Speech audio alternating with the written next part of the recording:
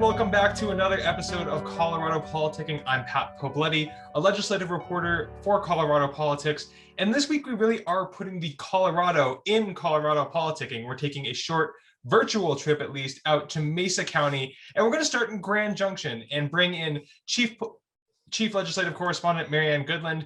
Marianne, you were out in Grand Junction to see U.S. Interior Secretary Deb Holland. How did that trip go? It was a very interesting trip. Secretary Holland was here in Colorado to talk about drought and wildfires and the outdoor recreation economy. But the real focus of that trip was in Grand Junction when she met with employees of the Bureau of Land Management's national office. That national office moved from Washington, D.C. beginning in 2019, and out of 328 some employees in that national office, only 3 actually relocated to Grand Junction.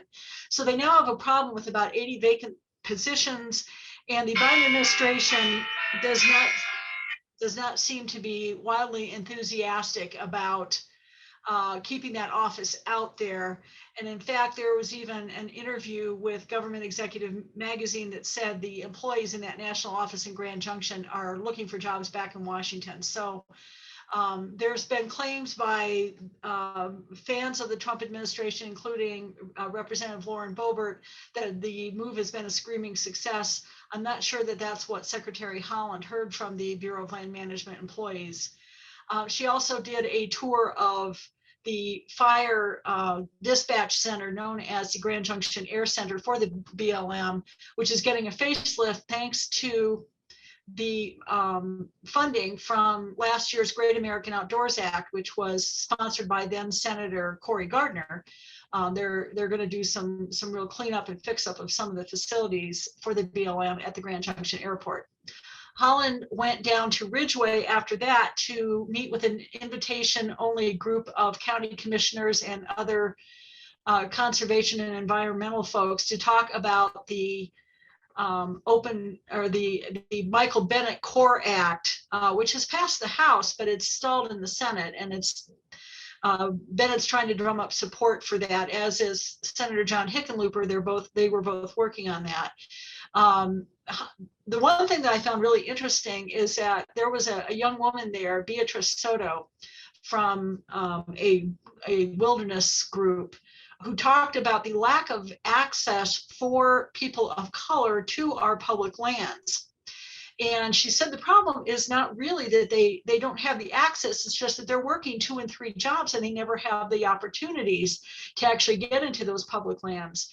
And Holland was visibly moved by Soto's comments. She then met with tribal leaders after that and then headed back to Washington. We're now waiting to see what kind of decision she decides to make regarding the BLM office. She said her first priority is not to do any more damage to the BLM employees or to put them through any more grief on this. And I don't know whether that means she's going to let them go back to Washington or she just wants things to go as they are right now. Well, thank you for sharing your trip with us, Marianne. And let's from there go to probably one place there in Grand Junction you didn't go to, and that's the Mesa County Courthouse. And let's bring in judicial reporter Michael Karlik.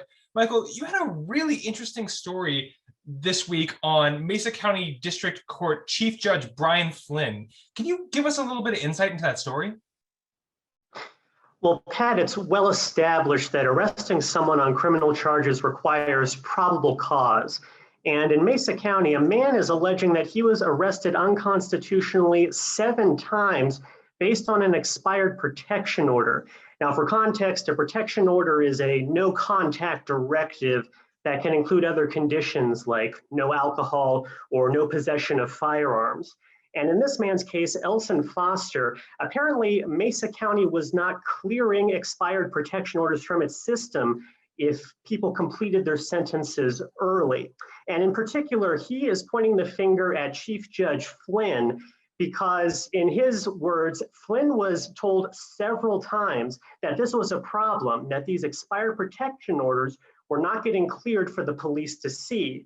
And the government defended Flynn's actions, which he allegedly did not do anything to fix this, by saying that it wasn't clear that Flynn was violating any constitutional rights by not fixing this policy. But this week, the federal court in Denver did not buy that argument.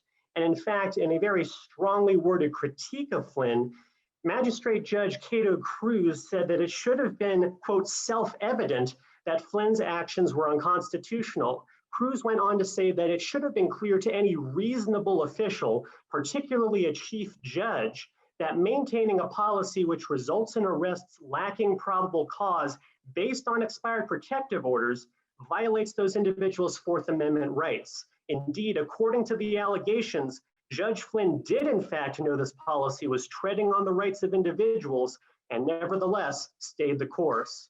Now, Pat, I'm hearing that this is not a problem isolated to Mesa County of expired protective orders not being cleared. I asked the Judicial Department for the state about this, and they declined to give me an answer, saying anything they told me could become part of the lawsuit. So, Michael, what comes next in this process? Because I know, speaking for myself here and probably for our readers, I found this a really interesting and compelling story, but I'm curious as to how this issue gets resolved moving forward.